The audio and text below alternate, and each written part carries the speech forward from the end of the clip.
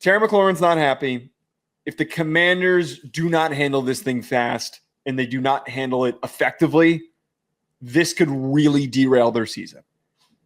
There is a lot of hype and expectation for what the Commanders can do this year. And they had a really aggressive but also strategic offseason. It wasn't like what the Texans did 2 years ago where it felt rushed. They went and brought in Debo at a good price. They went and brought in Laramie Tunsil at a good price. They had a pretty good draft with a very limited amount of picks they had. They were setting themselves up for success. I didn't know that Terry McLaurin was on this timeline. More importantly, I didn't know that they were going to blow this. I didn't know that they were disrespecting Terry McLaurin as much as they are. He's reportedly frustrated per Jordan Schultz over the contract situation, being in the final year of his deal. Schultz also noted that McLaurin unexpectedly left voluntary workouts this week after initially attending, which is worse than not showing up, in my opinion. Showing up and getting so pissed off that you're like, I'm out. I'm not doing this. That's embarrassing. If you don't know how good Terry McLaurin is, because the Commanders didn't really get a lot of attention until now, he's been unbelievable. He's been one of the best receivers. He's been one of the best receivers in the NFL in his years, in the 6 years that he's been in the league. 5 straight 1,000-yard seasons. Stud. Over 70 catches in all those years, over 4 touchdowns. His worst year came in his rookie year where he still had 919 yards, which is phenomenal for a rookie. 2024 was arguably his best year, where he had almost 1,100 yards, 13 touchdowns when he had an actual quarterback throwing him the damn ball, and he had 82 catches. Imagine what Terry McLaurin can do this upcoming season with Debo and with an improved offensive line and Jaden Daniels in the MVP race, all of those things. Give him the damn money that he's asking for. You have a bunch of old-ass dudes on your roster and you're skating by. They're going to be working for a creature soon. You're going to be. What did you just say? They're going to be working for a creature soon. You don't need to pay them. Oh, so you've decided you're not going to respect Acrisure? I already forgot how it was properly pronounced, so I defaulted. I'm sorry. That was just truly a slip. You need to pay Terry. I'm 1,000% lockstep with you. Mainly, you already paid him once, and you paid Terry McLaurin during the years where the franchise may have actually been at its all-time low, where you were bleeding fans, when there was no reason for the team or any player on the team to believe in them, to believe in the city, to believe in the fans, ownership, anything. He had no reason to stay in Washington, but he did, because that's the type of player Terry McLaurin is. So to not pay him, or if you're going to cheap out or do anything but pay him the money that he's asking for, because he hasn't just been a good soldier or a great soldier. He's been the best soldier. Has there been anything redeemable for the Washington Commanders pre-2025, 2024 with Jaden Daniels from 2019 then?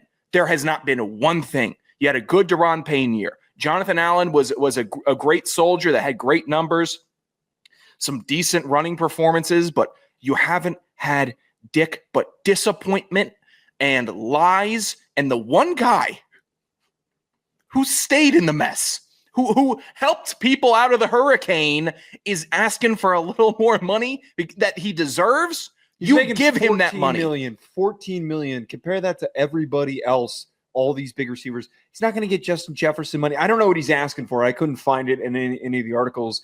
I'm sure that number will come out because somebody on the Commander side is probably going to leak it, make him seem like just like a really greedy MFer, like that always happens in these negotiations. But he's not getting the Jamar Chase deal. He's not getting a Justin Jefferson type of money.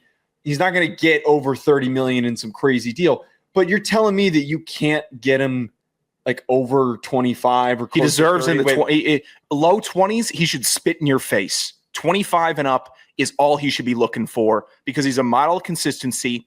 Have you ever heard Terry McLaurin's voice? Do you know what he sounds like? No, because he plays football. And all you people that are like, I want my football players to play football, and why aren't there old school football players anymore? There's a prominent one who's had 5 straight 1,000-yard seasons. Does everything Terry right. McLaurin. Just does everything right. Everything right. And I think for the most part, outside of like the trashy Cincinnati Bengals, who have players that do everything right that they won't pay, the league will sometimes understand that this guy does everything right. And Washington needs to get on that. How do you stumble across a unicorn, 3 years later, he's still a unicorn, and you are in a dungeon of mud and muck and spider webs, and you're looking at mansions. And the one unicorn you have with you stays in the cave. Pay him, reward him. There's no one like Terry McLaurin in this league. I'm certain of it. You cannot replicate him. Maybe Sean Tucker, maybe. So I was a little bit off. His cap number in 2025 is 14 million, but he's making 23. Debo is also making 23 million. But the number that I think that we should be looking at here, T. Higgins is making 28. Okay, he's better than T. Higgins. I think that he could be more productive than T. Higgins over the next few years. Tyreek's making 30. Tyreek. Amon-Ra St. Brown's making 30. A.J. Brown's making 32. Fair. DK's making 32. CD's making 34. Justin Jefferson's making 35. And Jamar Chase is making 40 per year. So I think, like, realistically, if we're looking at where he fits, Brandon Ayuk, T. Higgins, around $30 million is plausible. They've got $20 million of cap space available for 2025, but that number goes up to $70 million for 2026. I would assume, because he's in the final year of his contract, that money wouldn't be on the books until 2026. So there's a lot of room to work with. You're only talking about him getting a bump in realistically $7 million. Pay it. You're an NFL franchise. Pay it. Yeah, and I haven't seen a hitch in the giddy up. I haven't seen him start like dogging routes or not be able to break away, unless it's like an exceptionally fast young corner. He's still burning everyone in the league, and he's like still the model of consistency on that team. I'm being a bit overreactive because I know the shenanigans that Washington likes to pull, and I really hope that they don't. And I think the new ownership group is really trying to be the new ownership group, so I really shouldn't be this hostile to them until they give me a reason. But it's a nasty game. It's a nasty business. And Terry McLaurin should be everyone's, this is my guy that I'm standing on the table for guy, because he represents everything great about football, and you should reward those guys. And I'm not saying any of the other wide receivers that are making 30 plus aren't. I'm not going to say A.J. Brown does great. He's a great ambassador for the game. They all are. They're flashy, exciting, great. But there's one Terry McLaurin who just work pale and will go down as a Washington great if they pay him and retain him. That's what we're on the verge of.